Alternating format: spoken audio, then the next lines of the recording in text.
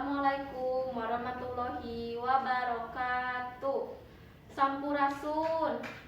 Nepangkeun wasta abdi Raisa Rahmadia. Abdi pamilon wawakil ti SDN 263 Rancaloa. Bade medarkeun salah sahiji dongeng Sunda anu judulna Sasakala Gunung Tangkuban Parahu. Kieu nya lalakonna teh dicaritakeun dina hiji mangsa aya sahiji putri raja anu ngaranna Dayang Sumbi.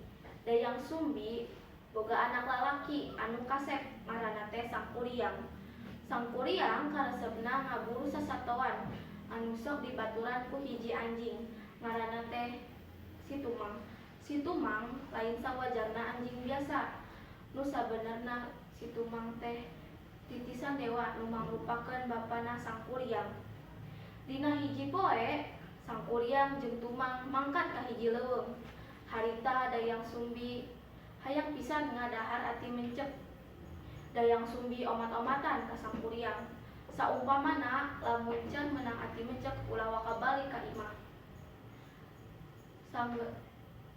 Geus sababaraha poe Sangkuriang jeung Tumang neangan ati mencek eueuh keneh.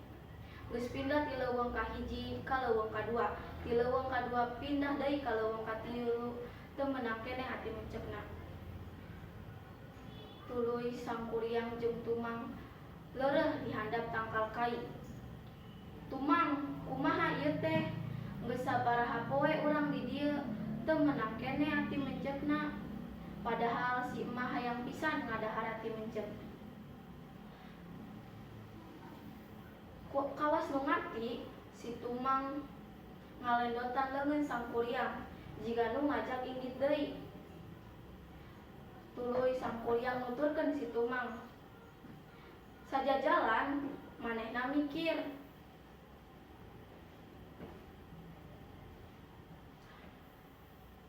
Teuing kumaha mimitina, jol aya weh niat di jero hate Sangkuriang.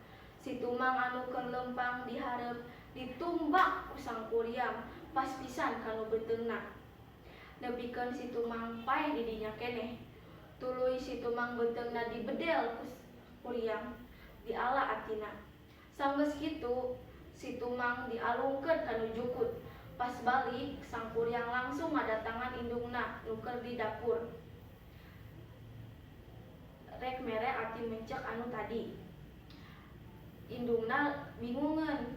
Pas ningali Sangkuriang balik, teu ningali aya si Tumang.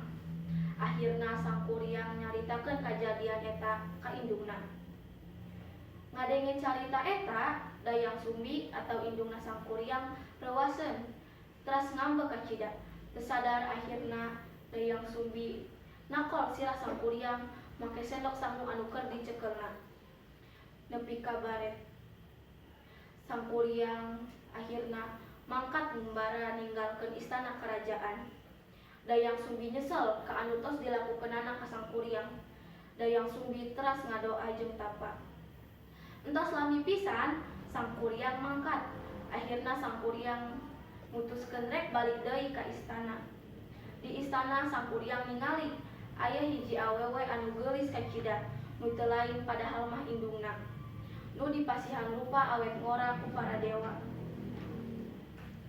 Akhirna Sangkuriang niat rek ngalamar awewe geulis eta. Dina hiji poe Sangkuriang rek mangkat ngaburu di leuweung. Sangkuriang menta Dayang Sumbi pangarapihkeun tali dina sirahna.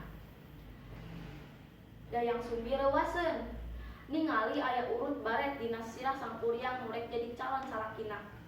Urut baret eta persis pisan kos anakna nu tos ngarantau baheula. Dayang Sumbi terus ningalikeun. Dipikir-pikir beungeutna oge mirip pisan kos anakna nu mangkat harita. Akhirna Dayang Sumbi niat rek ngagagalkeun perkawinanana. Dayang Sumbi teras ngajukeun 2 syarat ka pamuda eta. Kahiji, Dayang Sumbi hayang pamuda eta ngabendung cai Citarum. Kaduana, Dayang Sumbi hayang hiji parahu anu gede pikeun mentas cai Citarum.